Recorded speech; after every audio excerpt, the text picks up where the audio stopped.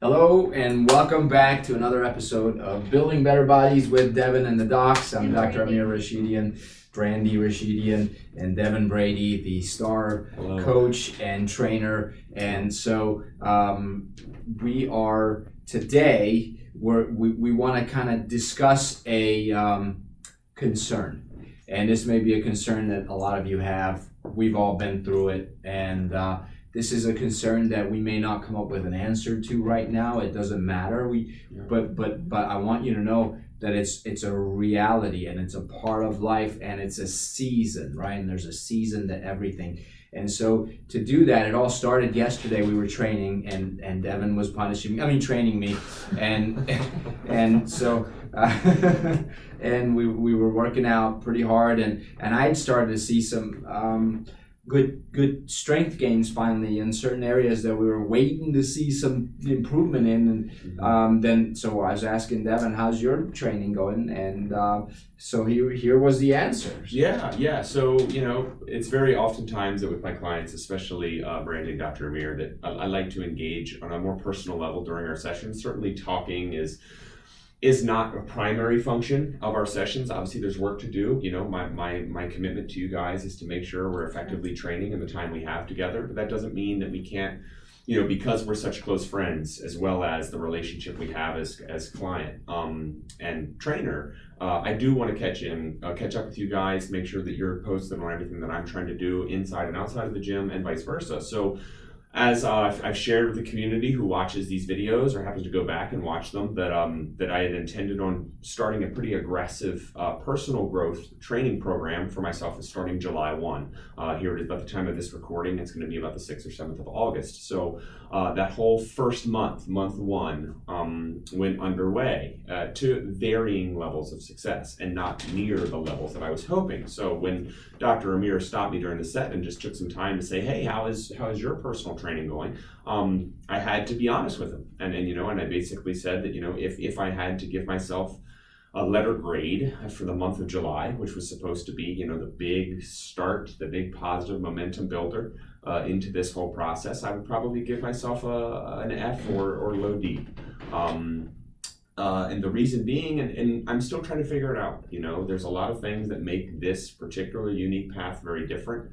My career and my headspace is in a very different place than it's ever been.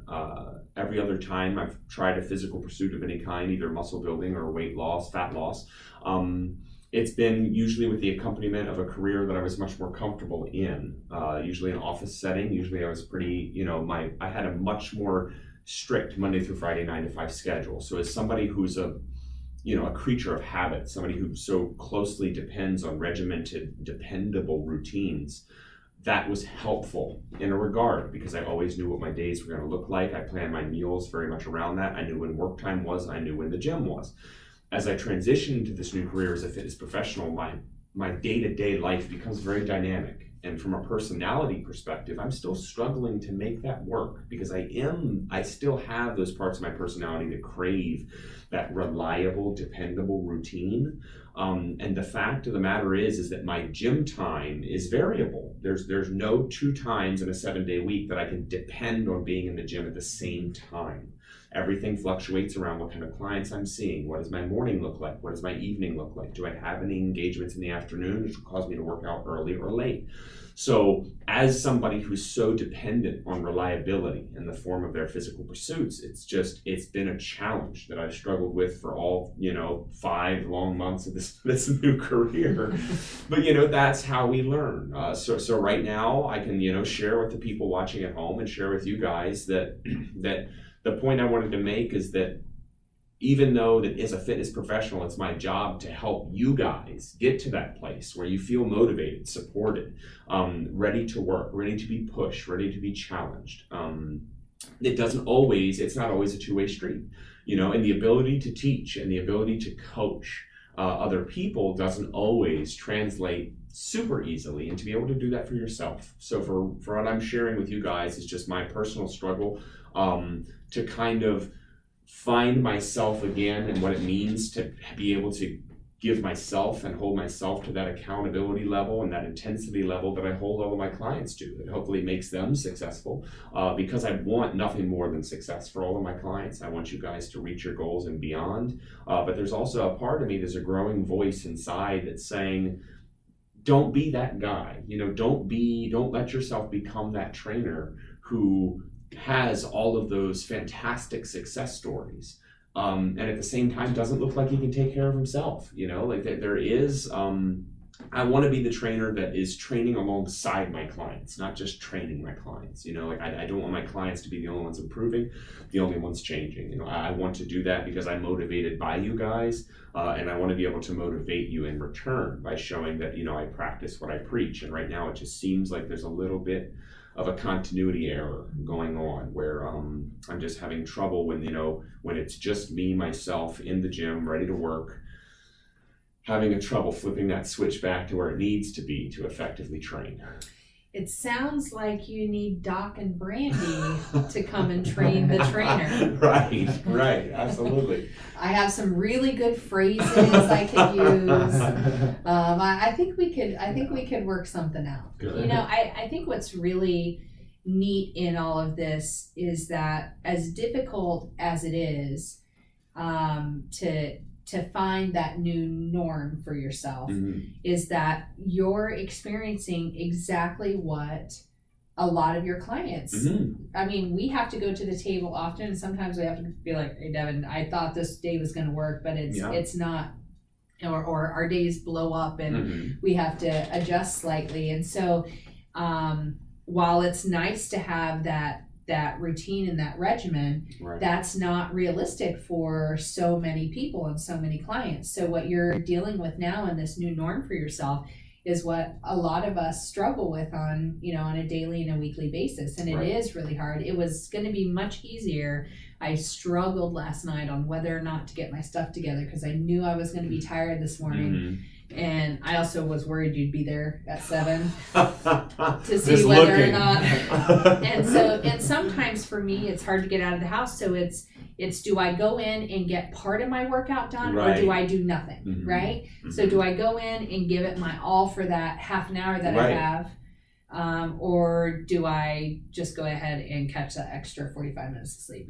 Tough call sometimes. It is, yeah. Of course. But when I look and I see how hard we've been working in the changes, and he's really hard to live with sometimes because he makes his commitments like he's 100%. Of course. He's hard to compete against, but don't tell him I said that. Right. So, I used that last night and this morning as my motivation to get going and to keep going.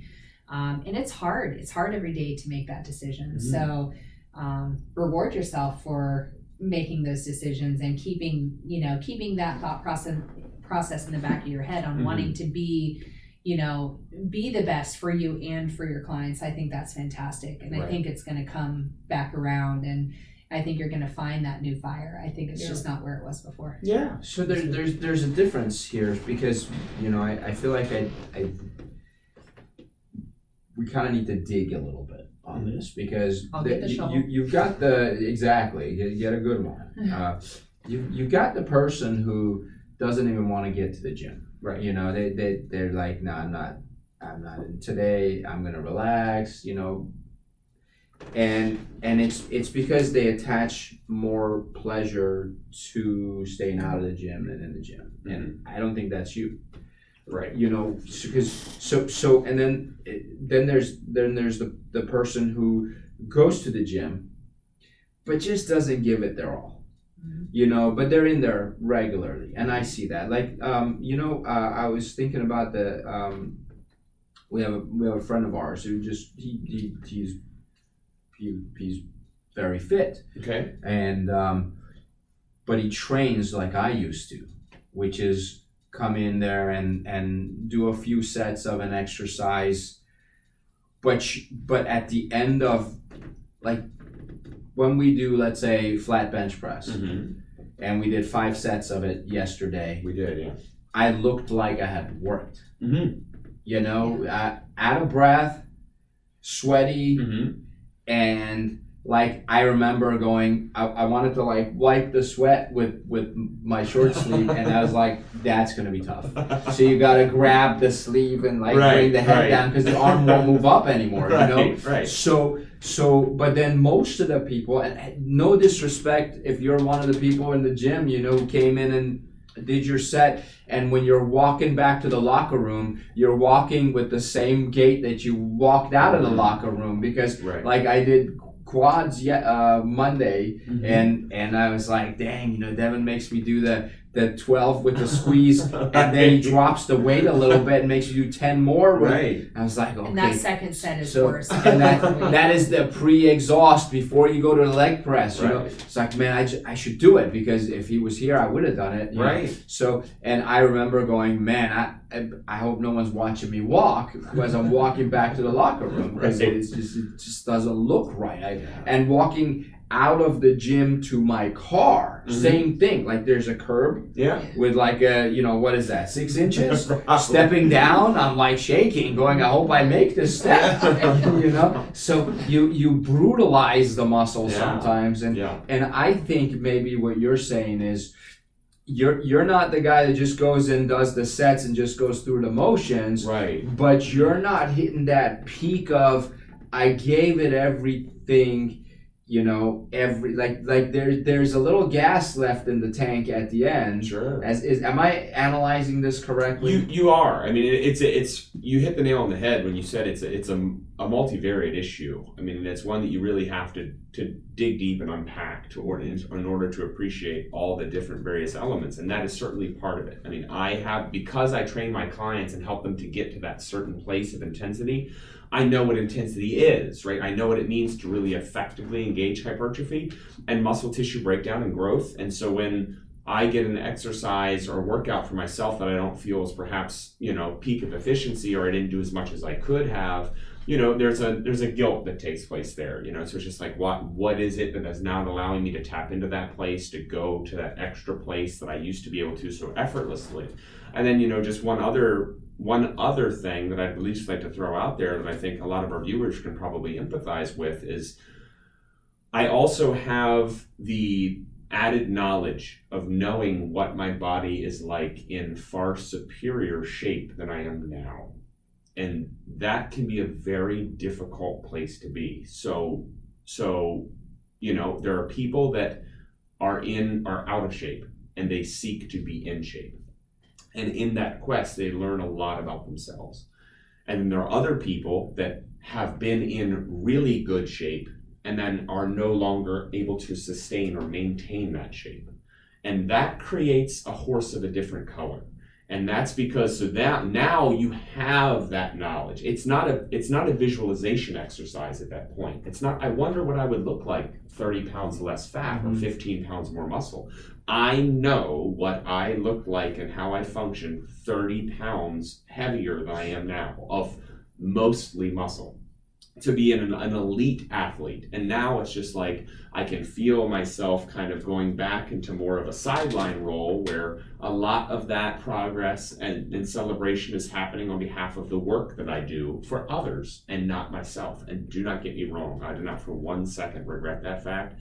It gives me joy, passion, and pulls me out of bed, eager to attack each day. It's why I do what I do. But I know that the best balance in my life will be achieved by having that for both my clients and myself at the same time. So having that knowledge, it kind of adds to a negative feedback loop of, man, how did I let myself get to this place? You know, that's what I'll find myself asking during a workout, where, you know, workout weights are fractions of what they used to be and repetitions are fractions of what they used to be. And I'm saying, you know, and I let myself beat myself up and say, man, if I only wouldn't have stopped, you know, if I wouldn't have diverted from the path, if I wouldn't have done, but then it's a slippery slope and it's a dangerous exercise. But you know, what's fascinating is we were talking about the other day that although that might be the case, how much of it is mental? Because when we feel like we have nothing left, right?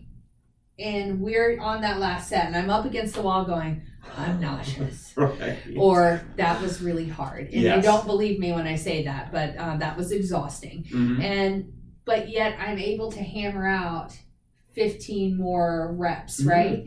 So you go, how much? I'm going to challenge you. I'm going to be like, how much really, when you get into the gym, can you go up to some of those previous weights? Sure.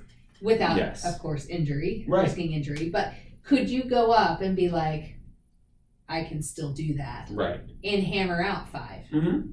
Like, Yeah, no, would you? you're absolutely correct, and I think that I would surprise myself. Yeah. And absolutely, if I really, put myself to the test in that way. But I guess ultimately, what the theme of today's conversation is just rather, me trying to get to the bottom of why it's happening at all. Like what is it that have I maybe lost grasp with that used to be able to have me walk in there, Brandy, and say, what is my new best? Like, I don't care what I did or what I have done. Like, I walked in every day with the gym going to set a new best in something, and right now I come into the gym and just the mentality is completely different. And the question I'm trying to seek through this discussion is, why is that? Just the question I'm trying to raise is, what causes somebody who's been at a very high level of physical, ability and just pursuit cause them to become disengaged? Deven can't celebrate his victories because it's not a new victory. It's like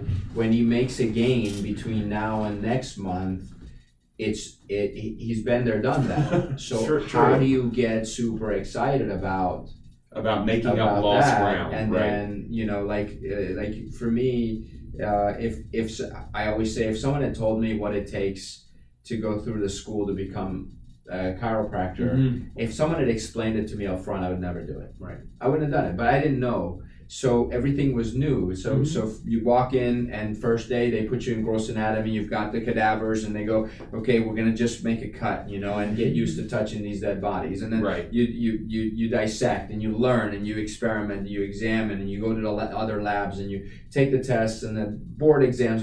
Eventually, like, you get there, but you did not. Now, some people have to go back and do it again. Right. Like, let's say they did it in a different country and they have to come and do it all over again because they want to get the same degree in America or whatever. Right. Those people, I can't imagine how they would do it because they've already done it once. So it becomes so much tougher and harder. No, I get that. I guess what I'm posing as a thought process is that at some point we all have to redo something, right? Like we've all been here, gotten here, and have come back for whatever. Maybe it's fitness, maybe it's health, maybe it's a number of things. Right, career change, yeah. Yeah, but I think more than anything, it literally is us playing head games with ourselves to get us back to where, because that's new, but how long did it take you to get there before? Is that, is challenging yourself to do it sooner or better or different and with slight variations, is that a head game enough? Because that's all we're really talking about, right? So do we spend too much time being analytical trying to figure out the why when we should just be doing the do? Exactly. So it's sometimes you fake it till you make it. Yeah, right? Here's the thing, and I'm gonna get a little cheesy with this We one, love cheese. and that'll tell our audience exactly where I am. And we're running late on this video, but I think this is important. Yeah. And it makes me think of, you're gonna laugh. Go ahead and laugh. It makes me think of all the Rocky movies. Because every one of those movies is about this guy who starts training and he's not getting anywhere in his training. Yeah. And then something happens and it flips the switch. And when the switch flips, he's a different... The music starts. Right. Yeah, the music starts, right? And the montage begins. Yeah, right. And then all of a sudden it's like, wow, he's doing it. And I remember Brandy and I talking, and a while back I said, when did I get so soft? When did I lose that flame? Yeah. And it's really life. Like when we started in business, Brandy and I, in the heat of August, it was like 95, 100 degrees. We'd wear suits and go door to door because we had no money to market and advertise, right? So the only thing we had was our feet. And so we'd walk and knock on someone's door and say, "Hi, I'm Dr. Amir Rashidi, and I'm looking to open a practice here in Frederick. Can I give you information about our practice?" And they would be like, "No, get out," and then shut the door in our face. And we'd go to the next door, and it would take so much courage to raise your hand and knock again when you just got rejected. But we did it. We knocked on 1,000 doors. We wrote 1,000 handwritten thank you notes till 1 or 2 in the morning each night to the people we had met. And then I was still practicing at another location as well. So go to work there. The next day, go door to door again. And then meanwhile, you're trying to set up the build out and the location, the contracts and the leases and all this stuff to get the business up and running. And then when you open your doors, the work doesn't end. Because now you still have to serve the people. You still have to market. Because if you're in here, who's telling people about you out there? And then 10, 15 years later, I'm like, when did we get so soft? It's called hunger, though. We were hungry then. You're willing to do whatever it takes at that time. But as life gets a little bit cushy, right? Then you lose. Well, that's exactly it. This was my lose point. The hunger. You're exactly right. So you look back at those Rocky movies, like Rocky 3. That's the one. What happened? You're coming over Friday. It's a marathon. He's got someone wiping his sweat for him as he's lifting. There's music playing, and then he's posing for a picture in the middle of it, and and he loses the fight, right? Then Apollo Creed says, "Let me take you back to the roots. That's right. Come see the old gym." And when they walk in, and remember the theme of the movie was Eye of the Tiger. You know, that's what you need. You got to go to the dungeon. You got to go. There's a book by Coyle. His last name is Coyle. Daniel Coyle, I think.